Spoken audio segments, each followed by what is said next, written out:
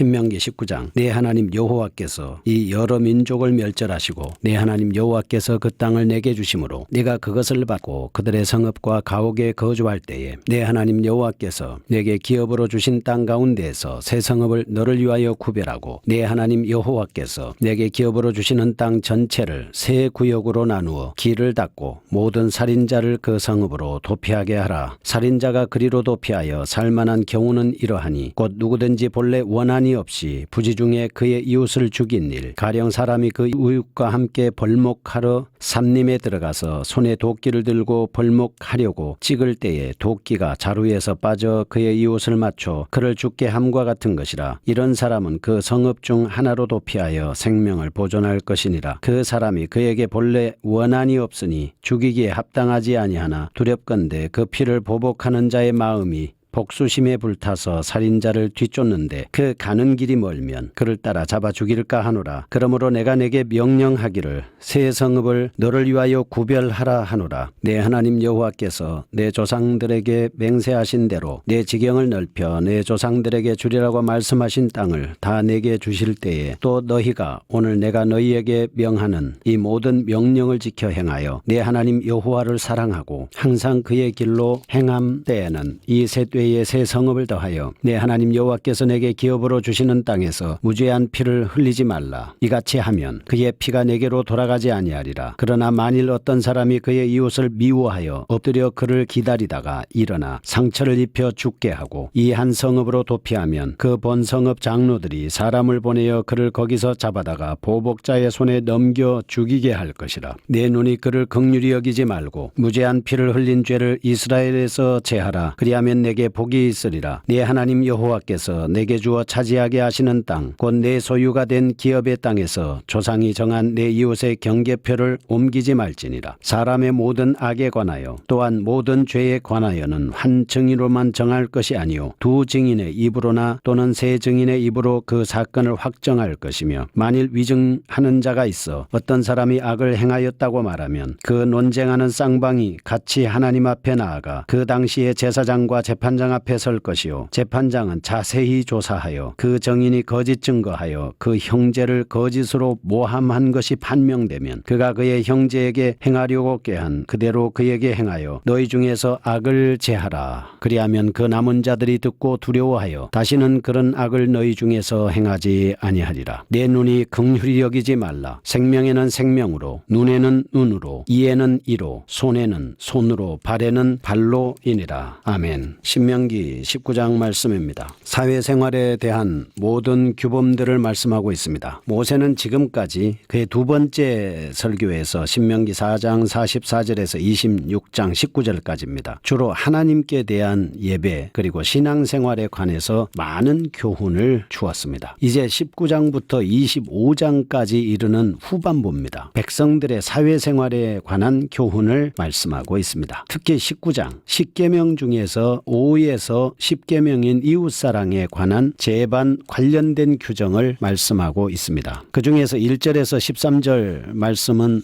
살인하지 말라라고 하는 6계명과 관련된 도피성 제도에 대한 말씀입니다. 14절은 도적질하지 말라라고 하는 8계명, 다시 말해서 내 이웃의 것을 탐내지 말라는 10계명과 관계된 말씀을 주시는 겁니다. 15절에서 21절 말씀은 거짓 증거하지 말라라고 하는 9계명과 관련된 말씀입니다. 이런 규례를 구약에서 주신 것을 통해서 살펴보면 단순히 하나님에 대한 여호와의 신앙은 의식적인 제사나 형식적인 종교가 아니라는 것을 알 수 있습니다. 우리가 하나님의 뜻을 쫓아서 수직적으로 하나님께 대한 사랑과 수평적으로 이웃에 대한 사랑을 실천해야 하는 것이, 그렇게 사는 것이 실제적인 종교 행위라는 사실을 가르쳐주고 있습니다. 신앙생활은 예배만 드린다라고 해서 하는 것이 아니라는 거죠. 삶의 측면이 굉장히 중요하다라고 하는 것을 가르쳐주고 있습니다. 신앙이라고 하면 단순히 눈에 보이는 하나님에 대한 관심과 의식뿐만 아니라 눈에 보이는 현실 사람에 대한 사랑이 반드시 있어야 된다라고 하는 것을 가르쳐 주고 있습니다. 그런 측면에서 1절에서 13절까지 나오는 도피성 제도에 대한 말씀을 한번 보겠습니다. 4장 41절에서 43절, 출애굽기 21장 13절, 민수기 35장 6절과 9절에서 15절, 22절에서 28절에서 이미 언급이 돼 있습니다. 이 도피성에 관한 규례는요. 근데 여기서 도피성을 다시 언급을 하는 이유가 무엇이겠습니까? 요단 동편의 도피성뿐만이 아니라 가나안 땅에도 도피성을 세 곳 설치해야 된다라고 하는 것입니다. 이제 막 가나안 땅의 입성을 눈앞에 둔 시점이라 가장 시적절하다 이렇게 볼 수가 있습니다. 그래서 1절, 2절 말씀을 보시면 네 하나님 여호와께서 이 여러 민족을 멸하시고 네 하나님 여호와께서 그 땅을 내게 주심으로 내가 그것을 받고 그들의 성읍과 가옥에 거주할 때에 내 하나님 여호와께서 내게 기업으로 주신 땅 가운데서 새 성읍을 너를 위하여 구별하라 이렇게 말씀을 합니다. 도피성의 시행 시기가 언제냐? 성읍과 가족 가옥에 거주할 때다 이렇게 말씀을 하고 3절에 보면 도피성의 위치와 설정에 관련된 겁니다. 요단 동편의 세 곳입니다. 루벤 지파의 베셀, 갓 지파의 길르앗, 라못, 르마나세 지파의 바산 골란입니다. 가나안 땅에 있는 나머지 세 곳입니다. 여기는 납달리 지파의 갈릴리 게데스, 에브라임 지파의 세겜, 유다 지파의 기럇 아르바, 헤브론이죠. 그래서 3절 말씀에 보면 내 하나님 여호와께서 내게 기업으로 주시는 땅 전체를 세 구역으로 나누어 길을 닫고 모든 살인자를 그 성읍으로 도피하게 하라 해서 요단 동편의 세 곳, 요단 서편의 세 곳 이렇게 해서 도피성을 마련해 주셨는데 4절에서 10절까지 나오는 도피성 제도의 목적을 보겠습니다. 살인자가 그리로 도피하여 살면한 경우는 이러하니 곧 누구든지 본래 원한이 없이 부지 중에 그의 이웃을 죽인 일. 가령 이제 예를 들어서 이웃과 함께 벌목하러 살림에 들어가서 손에 도끼를 들고 벌목하려고 찍을 때 도끼가 자루에서 빠져가지고 그의 이웃을 맞춰서 죽게 한과 같은 겁니다. 이럴 경우에는 그 도피성 성읍 중 하나로 도피해서 생명을 보존해라 라고 5절에 말씀을 하고 있습니다. 그런데 6절에 그 사람이 그에게 본래 원한이 없이 그 죽이기에 합당하지 아니하니 두렵건대 그 피를 보복하는 자의 마음이 복수심에 불타서 살인자를 뒤쫓는데 그 가는 길이 멀잖아요. 잡아서 죽일 거 아닙니까? 그러므로 하나님 말씀한 겁니다. 새 성읍을 너를 위해서 구별해라. 내 하나님께서는 내 지경을 넓혀 조상들에게 주리라고 말씀하신 땅을 다 내게 주실 때 거기 새 떼의 새 성읍을 또 만들어 가지고 무제한 피를 흘리지 말라라고 하는 것이 이제 도피성 제도의 목적입니다. 의도해서 살인한 것이 아니고 그냥 의도하지 않았는데 이렇게 문제가 생겼을 때 처리하는 방법입니다. 도피성의 구체적인 목적을 보겠습니다. 이 보응의 원리는 어떻게 하냐면 피를 흘리게 한 자는 반드시 자신도 피를 흘림을 당해야 된다고 하는 거거든요. 창세기 9장 6절에 보면 하나님께서 반드시 생명의 피를 찾는다 이렇게 말씀을 합니다. 생명의 피가 짐승이면 짐승에게서 사람이면 사람의 형제면 그에게서 피를 찾는다 이렇게 선포했거든요. 그래서 도피성에서 보호가 불가능한 자는 철연장으로 사람을 쳐 죽인 사람이나 죽일 만한 돌연장으로 사람을 쳐 죽인 자, 사람을 죽일 만한 나무 연장을 들고 사람을 죽인 자, 미워하는 자가 기회를 엿보고 있다가 밀쳐서 죽인 자에 대해서는 도피성에서 보호할 필요가 없습니다. 그는 불가능한 거죠. 왜 그러냐면 사람이 하나님의 형상대로 지음을 받은 귀한 존재이기 때문에 고의성이 없이 살인을 저지른 자에 대해서만 도피성으로 피해서 생명을 구원할 수 있는 길이 허용이 됐습니다. 원한이 없이 사람을 죽인 자, 우연으로 사람을 밀쳐서 죽인 자, 기회를 엿봄이 없이 무엇을 던지거나 보지 못하고 사람을 죽일 만한 돌을 던져서 죽였을 경우 이것을 고의성 없는 살인으로 간주를 하는 거거든요. 그래서 피를 보수하는 자의 손에서 건져내서 도피성으로 돌려보내게 한 겁니다. 여기서 피를 보수하는 자라고 하는 것은 어떤 사람이 하냐? 죽은 자의 가까운 친척을 의미합니다. 보수한다는 말은 이게 고엘이라는 뜻인데 원래 값을 받고 구속할 회복할 자라는 뜻입니다. 그래서 고엘이라고 하는 단어의 적절한 번역은 구속자다 이렇게 볼 수가 있습니다. 특별히 구속자이신 하나님께 적용되는 단어입니다. 이 말은 이제 근족이나 기업 물을 자 이렇게 번역을 했어요. 그래서 우리는 결국 이 친족의 이익뿐만 아니라 손해를 회복시키며 보상하는 책임을 맡은 자다라고 하는 것을 레위기 25장 25절에 보면 알 수 있습니다. 친척이 어려워서 소유지 일부를 팔았습니다. 땅값을 대신 물어주는 가까운 친족과 종으로 전락한 친척의 몸값을 대신 갚아주고 그를 자유하게 하는 가까운 친족, 근족을 말하는 거거든요. 그래서 죽음당한 친족의 피값을 대신 보수해주는 자를 가르쳐서 피를 보수하는 자, 고엘 이렇게 말씀을 한 겁니다. 그래서 고엘은 5가지 의무를 지냅니다. 첫 번째는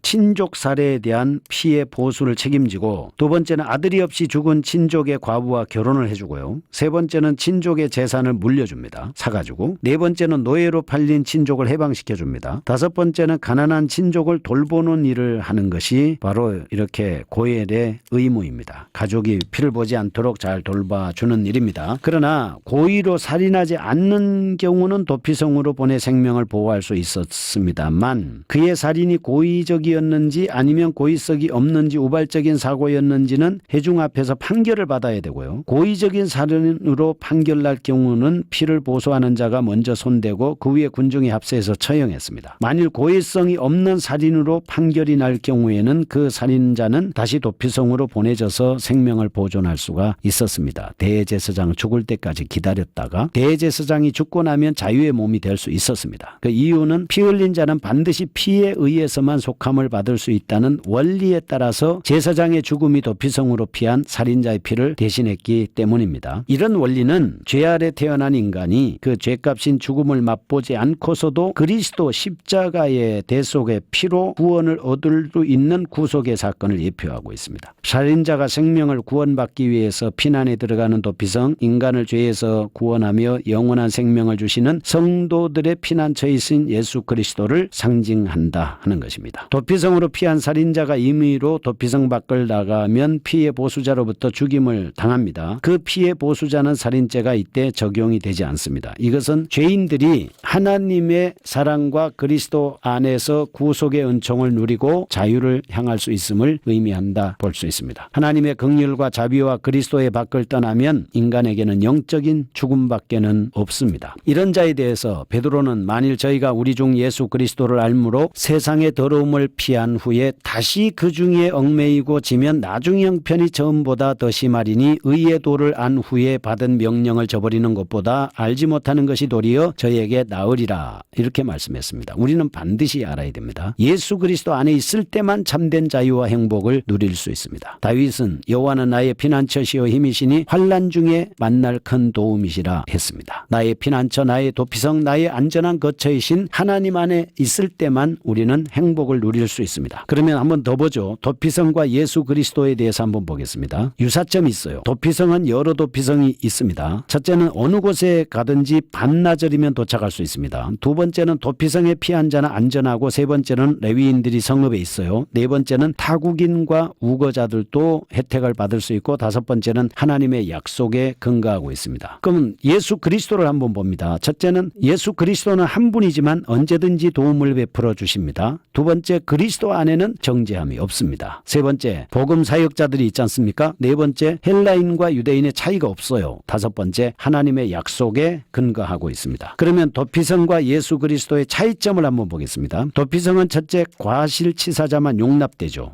두 번째, 오살자는 심판에서 완전히 제외되지 않습니다. 세 번째, 도피성 이탈 시 혜택을 잃습니다. 네 번째, 오살자는 도피성에서 일시적으로 안전합니다. 그럼 예수 그리스도를 한번 봅니다. 첫째, 고의적인 살인자도 용납하죠. 둘째, 그리스도 안에는 심판이 없습니다. 셋째, 그리스도 안에서는 영원한 안전을 누립니다. 넷째, 그리스도 안에서는 장차 올 세상에 영원한 구원을 얻습니다. 이렇게 해서 도피성에 대해서 말씀을 드렸습니다. 안전한 예수 그리스도가 우리의 도피성입니다. 주 안에서 건강하시기를 축복합니다. 그 다음에 경계표 제도에 대한 말씀을 하고 있습니다. 14절입니다. 내 하나님 여호와께서 내게 주어 차지하게 하시는 땅 곧 내 소유가 된 기업의 땅에서 조상이 정한 내 이웃의 경계표를 옮기지 말지니라. 인간 생활의 가장 기본적인 토대가 되는 땅과 관련된 규례입니다. 고대 사회에 있어서 가장 기본적인 소유물은 토지였. 이스라엘 백성들 역시 가나안을 정복하고 그곳에 정착하게 되면서 토지를 기본 사유재산으로 분배받게 될 것입니다. 그러나 당시에는 토지 등기 제도가 발달하지 않았습니다. 자기 땅의 경계를 표시하기 위해서 그냥 경계표를 세워놓은 거죠. 그러나 그 같은 경계표는 쉽게 이동시킬 수 있었습니다. 누구든지 자기 땅을 넓히려는 마음만 먹으면 손쉽게 경계표를 뽑아서 이동시킬 수가 있었죠. 그러나 이는 분명히 이웃에 대한 명백한 도적질하는 행위입니다. 엄격하게 경계표를 긋고 그 경계표를 옮기면 안 되는 것이죠. 십계명에서는 이웃의 집을 탐내지 말라 이렇게 말씀을 했지 않습니까? 이웃사랑의 원리를 가르쳐주고 있습니다. 그 다음에 그다음에 세 번째 15절에서 21절까지 나오는 재판제도입니다. 재판을 할 때는 반드시 증인은 세 사람으로 세워야 되고 거짓 증인은 안 됩니다. 거짓으로 모함하면 안 된다 하는 거고요. 생명에는 생명으로, 눈에는 눈으로, 이에는 이로, 손에는 손으로, 발에는 발로 처리하라 이렇게 말씀을 합니다. 17장 8절에서 13절에 이어서 두 번째로 언급하고 있는 재판제도입니다. 전자가 상급 재판에 관한 내용이었다는 반면에 여기는 이웃에 대해서 거짓 증거하지 말라 9계명과 관계된 증인에 관한 내용입니다. 15절에 보면 최소한 증인은 두 사람이고요. 하나님의 공의의 재판 정신을 나타내고 있습니다. 위증이 발견될 시에는 그 사람이 해치려고 했던 상대방이 받을 형벌을 도리어 받게 하라는 동해 보복법이 적용이 되고 있습니다. 같은 예를 입힌 자에 대한 보복법은 일견 개인의 복수를 법적으로 보장한 것이냐 오해될 수 있지만 사실 그렇지 않고요. 관용과 용서를 부르짖고 있는 것이 율법의 기본 정신이기 때문에 우리가 사회적인 차원에서 질서를 유지하고 공의를 실현하기 위해서 편복됨이 없이 법을 수행해야 된다라고 하는 것을 강조하고 있습니다. 거룩하신 하나님 아버지 감사합니다. 하나님의 말씀을 따라서 그리스도의 도피성 안에서 말씀을 지키고 복이 넘치게 하여 주옵소서. 예수님의 이름으로 기도합니다.